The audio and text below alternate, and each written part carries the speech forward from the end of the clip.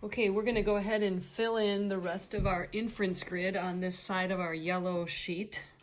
Hopefully you still have yours and can fill it in as well. Otherwise, maybe take a picture or screenshot when this video is done. So we'll go start with we have our proportion one still here. So we're going to talk about our T ones here. Our one sample T we'll fill in first. Remember our buttons for that one is, it's 8 for the interval and 2 for the test.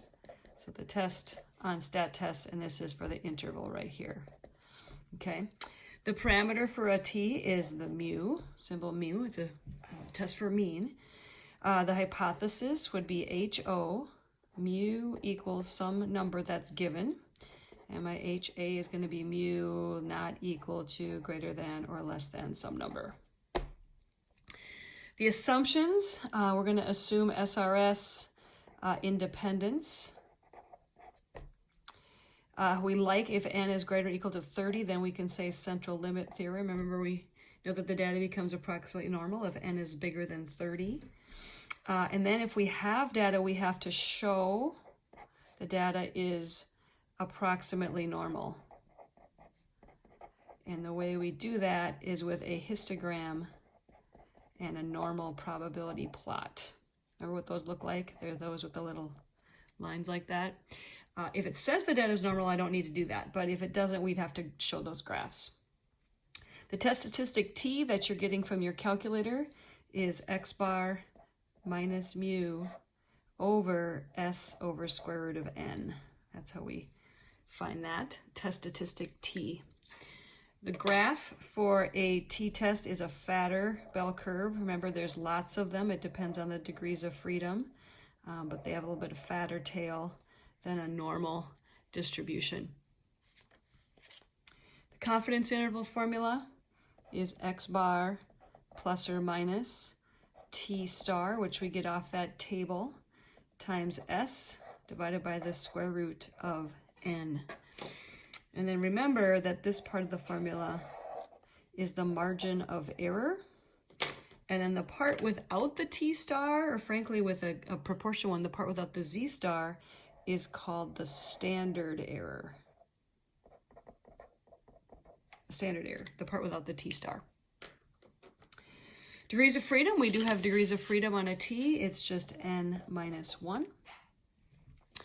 And then in the other category, just to remind you that t-tests are for quantitative data.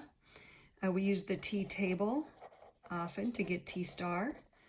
And our standard deviation is unknown. That's why we're doing a t. So if we move over to the two-sample t, the buttons for interval is 0, and the test is the number 4. Those are our calculator buttons. The parameter here is the mean difference. Really, it's mu1 minus mu2, but when we do our HO, we set those equal. But we're talking about the difference between two things, two samples. Our HO is going to be mu1 equals mu2.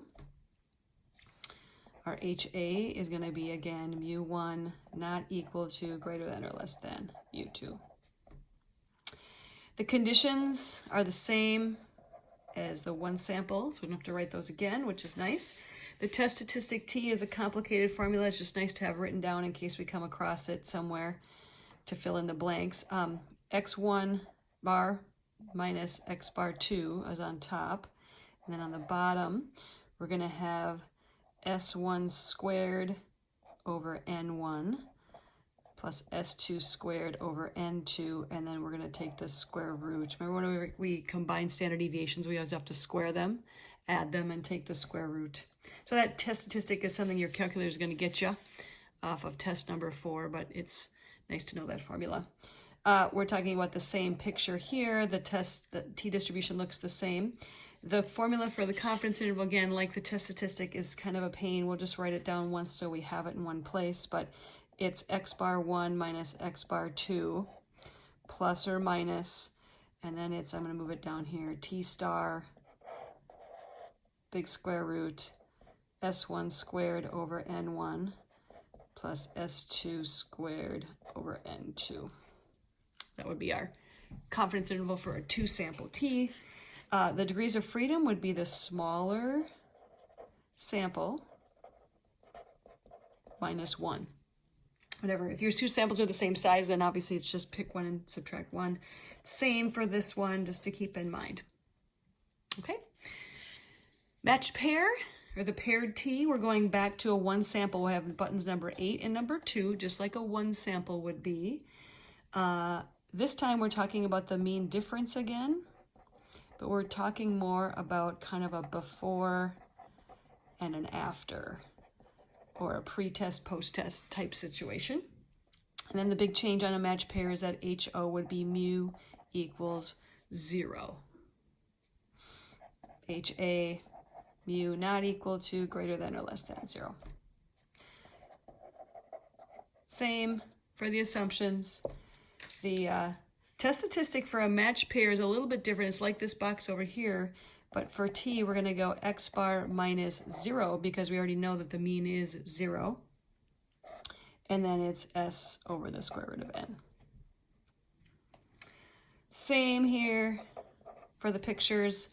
The confidence interval is the same as the 1 sample. I guess I could write it again. X bar plus or minus t star s over the square root of n. Degrees of freedom, n minus 1, and this is the same. So there you have it. There are our t distribution inference grid, and then along with the proportion next to it. The unit we've been doing since Try 2 ended has been this half of that, and this was from Try 2.